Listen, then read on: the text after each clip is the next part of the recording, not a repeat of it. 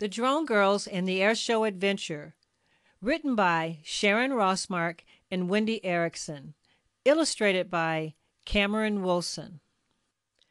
"Erica, Erica!" Lindsay ran outside her door, shouting her best friend's name. "I'm here. What's going on?" asked Erica, sitting on the steps of her front porch, playing with her drone.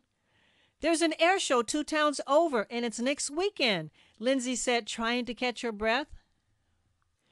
"Really?" Erica said excitedly. "Yes, I just read about it online. There will be all kinds of planes and aircraft, and there will be a drone competition at the end. Let me read it to you." Lindsay got her tablet and started reading. At the end of the air show, everyone with a drone is welcome to take part in our drone competition. The contestants will compete in teams of 2, performing different maneuvers in the air and completing different tasks. Please bring your own drone and hold on to it until after the air show. Flying drones during this show is strictly forbidden. "We're definitely going," Erica said. "Yes, let's ask my dad if he'll drive us," Lindsay said, and the girls ran to her house. Lindsay and Erica explained everything about the air show and the drone competition to Lindsay's dad, but he stood silent. "Are you kidding?" he said. "Please, please," they both said, expecting he would say no. "Your first competition? Forget driving. We're making signs and banners and matching outfits and everything. We're all going," he laughed. The girls told Erica's parents too, and they had the same reaction. Over the next few days, Lindsay and Erica were so excited, they practiced flying their drones every day after school. They invented their own exercises and everything. They were ready and couldn't wait for the next weekend to come. When the day came, both families headed towards the air show. There were thousands of people and hundreds of aircraft. They took off and landed a few feet from the girls. It was so exciting. They went to look around and found many pilots getting ready to do their routine. Lindsay was the most excited about the helicopters, and Erica loved the planes. The girls saw many passenger and cargo planes. They attended lectures and listened to the pilots talk about their jets. Ever since Lindsay and Erica were very little, they loved the idea of going up in the air by holding on to a bunch of balloons. When they saw the hot air balloon, they couldn't wait to find out how it worked. The operator explained hot air rises. Heating the air inside the balloon makes it become much lighter than the cooler air on the outside of the balloon. "Want to see for yourself?" he asked the girls. Floating up in a big balloon into the sky was very exciting. From the air, the people on the ground, including their parents, looked very small. After their hot air balloon adventure, the girls decided to check out the helicopters. Erica sat in the pilot seat and Lindsay in the co-pilot position. They put on the headphones and had fun pretending they were military helicopter pilots. At the air show, Erica and Lindsay also saw a blimp. They remembered seeing one in the sky once, but they couldn't believe how big it was up close. This next aircraft was super exciting, a real space shuttle. Erica and Lindsay looked at all the controls and tried to imagine what it would be like to be a shuttle commander. Erica daydreamed about being an astronaut someday, conducting important experiments in space. Lindsay wondered what kind of camera she needed to take pictures of the Earth from so far away. It had been a fun day of exploring the air show, but it was time for the drone competition.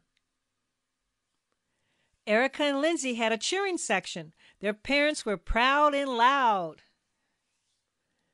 The girls put on special goggles that helped them see where their drones are flying. They flew their drones up and down and around the hoops,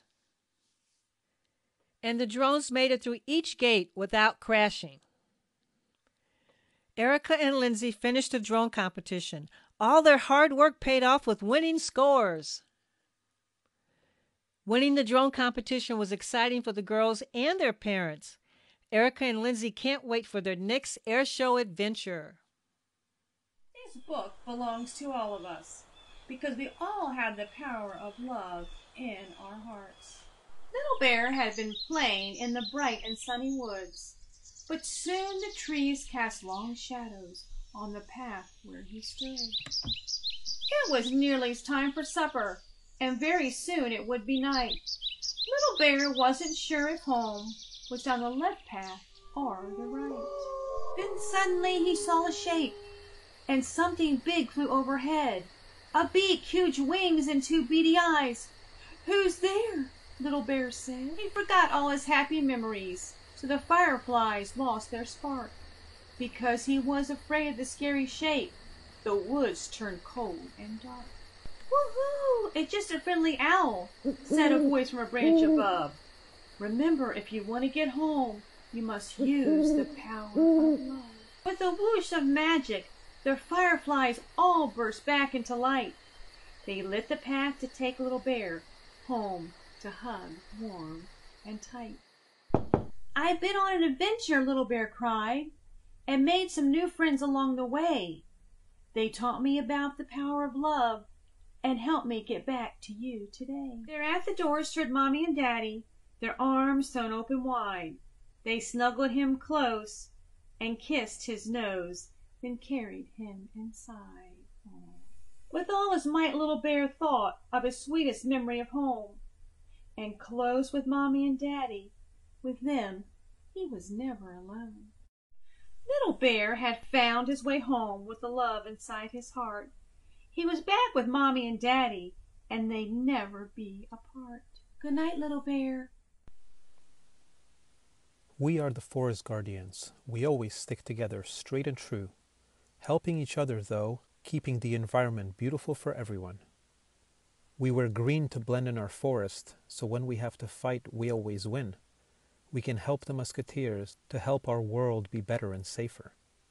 Sometimes people choose to break the rules, so the guardians show them where they were wrong, because we must always follow the rules. We are the friendly guardians. Though we are tough, we can be playful too. We teach animals to plant trees and to swim, to be safe while camping, and we are all as happy as can be. One for all and all for one, we are the Arcadia Musketeers. We protect our land from harm. No job is too big or too small. We are the Arcadia Musketeers, one for all and all for one. We are not perfect, though we try to be worth it. We are the Animal Musketeers. We guide our people through it all, trying to be helpful to one and all, one for all and all for one. Sometimes things don't go our way. Everybody has a bad day, but we just stick together and see it through. One for all and all for one. We train real hard. We are never late. We get well paid a well-earned rate. Working together, we are never alone. This is how the Musketeers are born.